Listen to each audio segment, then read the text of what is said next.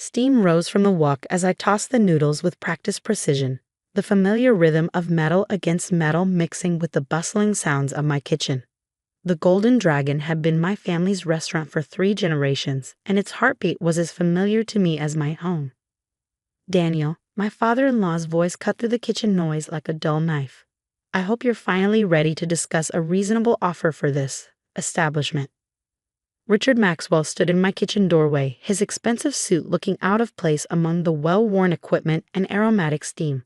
Behind him, his latest real estate development partner shifted uncomfortably, probably wondering why a prominent developer was wasting time in a small Chinese restaurant in what they called a transitional neighborhood. "Good evening, Richard," I replied, not taking my eyes off the wok. "The usual order. Your wife loves our Kung Pao chicken." "This isn't about dinner," he snapped. "Look around you, Daniel. This neighborhood is dying. These old buildings, these family businesses, they're relics. The future is luxury developments, high-end retail. Be smart for once in your life." I carefully plated the noodles, adding a perfect spiral of sauce before handing it to my head server, Ming. "The neighborhood isn't dying, Richard. It's evolving." "Is that what you call it?" He gestured around the kitchen. "This equipment is older than you are. The building needs repairs.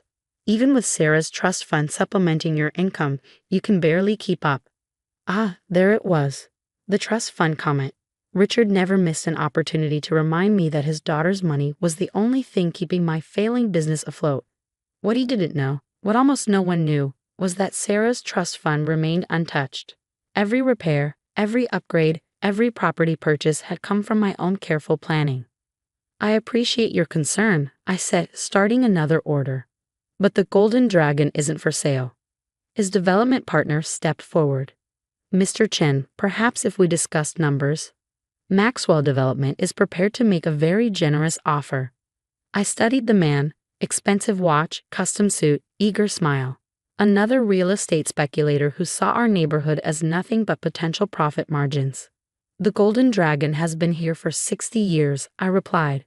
"My grandfather started with nothing but a wok and a dream. Built this place into the heart of the community. Some things are worth more than money." Richard's face darkened. "This isn't about your family legacy, Daniel. This is about progress. Our new development will transform this entire block. Luxury hotels, upscale shopping, premium condos. Do you really want to be the only holdout? The only thing standing between this neighborhood and a real future?" I thought about the thick folder in my office upstairs, about the carefully organized property deeds and shell company documents, about the 5 years of quiet purchases and patient waiting. "How is the development coming along?" I asked mildly. I heard there were some issues with property acquisition. Richard waved dismissively. "Minor setbacks. Once people see the project's potential, they'll be lining up to sell." "If you say so." I turned back to my wok. "Now, unless you're staying for dinner, I have orders to prepare." After they left, Sarah emerged from the office upstairs. She'd heard everything. "Still not going to tell him?" she asked, wrapping her arms around my waist. I kissed her forehead. "Not yet. The timing isn't right." She laughed. "You and your timing. Sometimes I think you missed your calling as a chess player." "Chess is too rigid," I replied. "Real estate is more like cooking. It's about feeling the moment, knowing when to turn up the heat." And the heat was definitely rising. Richard's luxury development project was racing against time. They had investors expecting construction to begin in 3 months, permits ready to file. But they were missing one crucial ingredient. They didn't actually own enough property to build what they promised. What Richard didn't know was that his minor setbacks in property acquisition weren't random. Over the past 5 years, I'd been quietly buying buildings throughout the neighborhood through various shell companies. Not just any buildings, strategic properties that would be essential for any major development project. The idea had started shortly after I took over the Golden Dragon from my father. I'd noticed developers starting to circle our neighborhood, buying up properties at low prices from aging owners. I saw the pattern forming, the same one that had destroyed other historic neighborhoods in our city. So I adapted.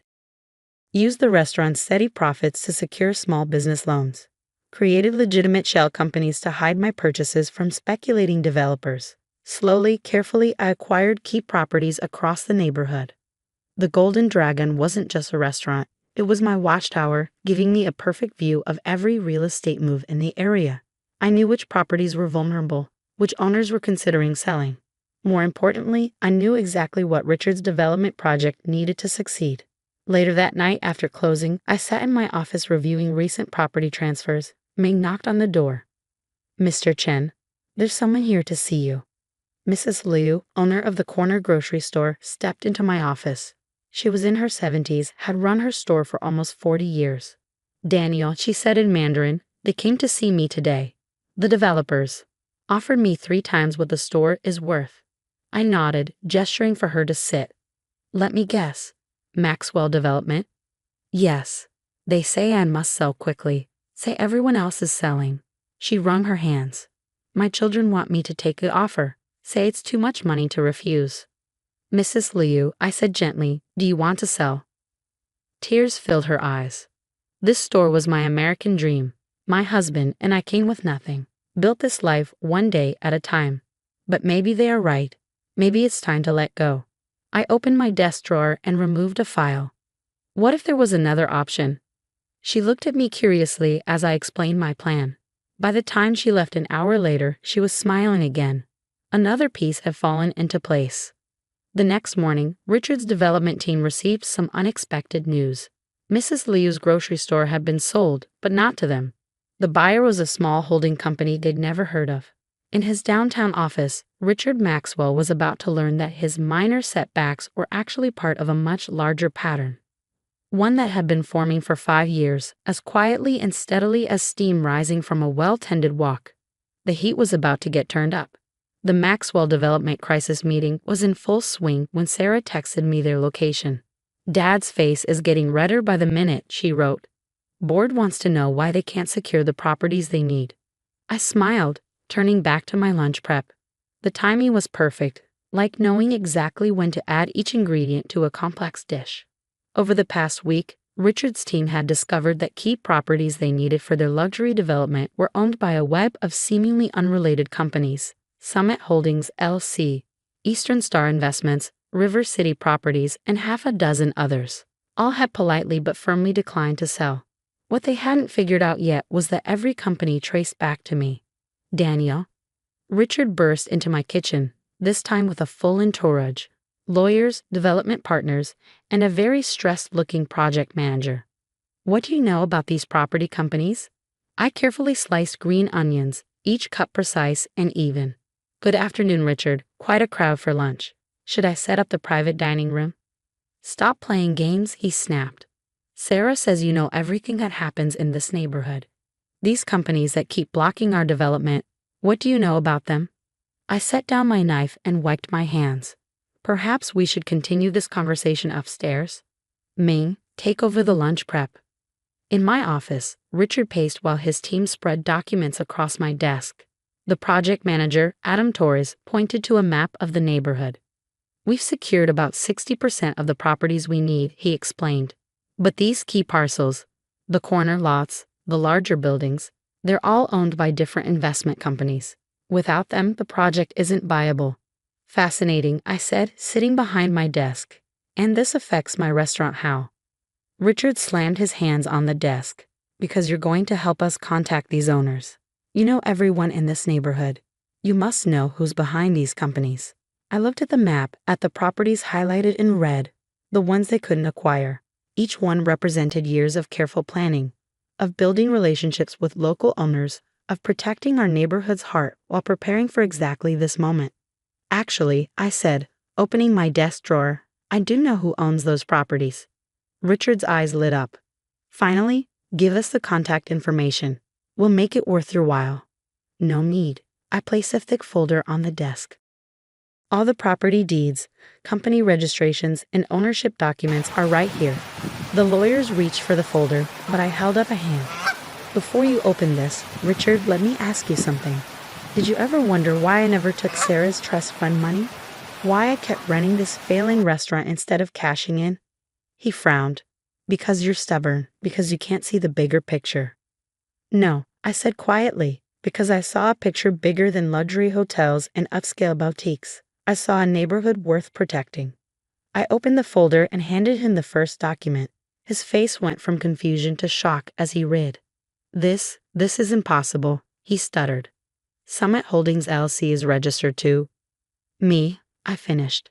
Just like Eastern Star Investments, River City Properties, and all the others. I've spent the last 5 years buying every strategic property in this neighborhood. Not to destroy it like you plan to, but to preserve what makes it special.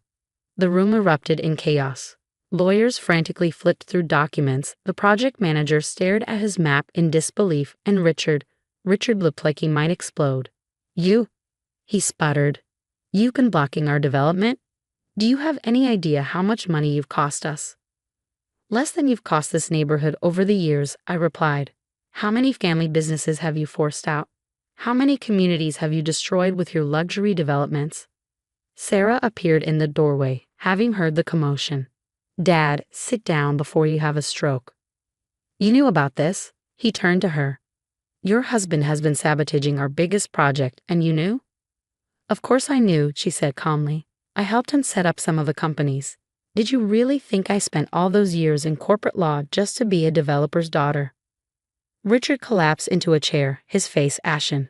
Why go to all this trouble?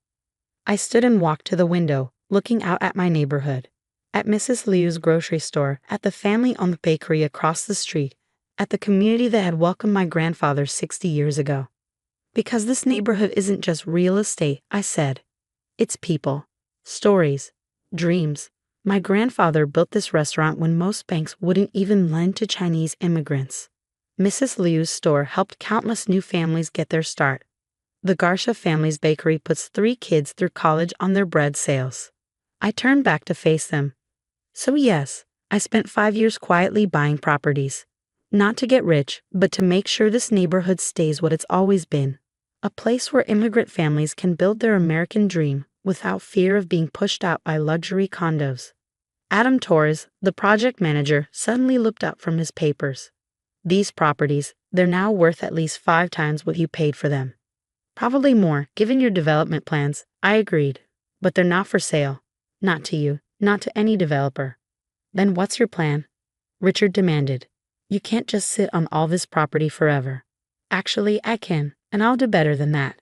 I handed him another document. I'm creating the Golden Dragon Community Trust. All these properties will be transferred to the trust, with long-term leases guaranteed for local business owners. Rents will be kept affordable, and any profits will fund small business loans for new immigrant entrepreneurs. Sarah stepped forward, placing a hand on my shoulder.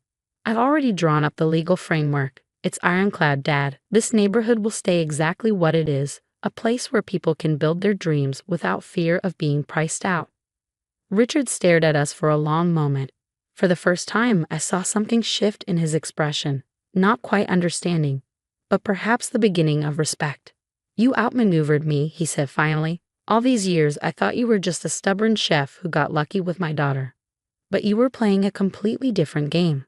Not a game, I corrected. A legacy, just not the kind you understand.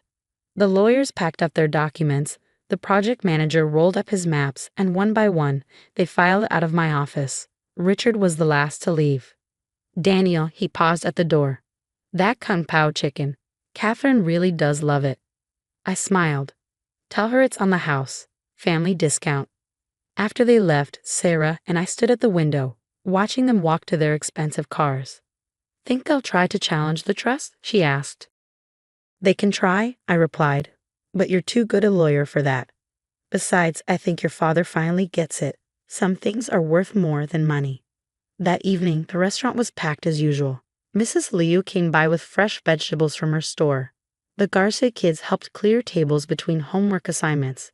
Ming's daughter practiced her college application essay in a back booth. I stood in my kitchen, feeling the familiar rhythm of woks and cleavers, listening to the mix of languages and laughter that filled the air. This was what I had protected, not just buildings and businesses, but a living, breathing community. Richard's development company announced their project's relocation the next week. The investors were upset, but they found another neighborhood to transform. This one, though, would stay as it was, a place where dreams could grow slowly, naturally, like steam rising from a well-used wok. Last month, a young couple came to see me. They wanted to open a Vietnamese pho restaurant in one of the trust's properties. As I listened to their plans, their hopes, I saw my grandfather in them. The same determination, the same dream of building something lasting. The rent is affordable, I told them. The lease is secure. All you need is good food and hard work. They signed the papers that afternoon. Another story beginning, another dream taking root in soil I'd helped protect. Sarah teases me sometimes about my long game, about how I spent 5 years quietly building a real estate empire just to keep things from changing. But she understands, better than anyone, that some changes are worth preventing. These days, when developers come sniffing around our neighborhood, they leave quickly. The local business owners just smile and direct them to the Golden Dragon Community Trust's legal office, where my brilliant wife explains, in perfect legal terms, why this particular American dream isn't for sale. And in my kitchen, I keep cooking, watching over my neighborhood like my grandfather once did, ensuring that future generations will have their chance to build something lasting in their own time, in their own way. After all, the best recipes can't be rushed. They need time, patience, and most importantly, a place to call home.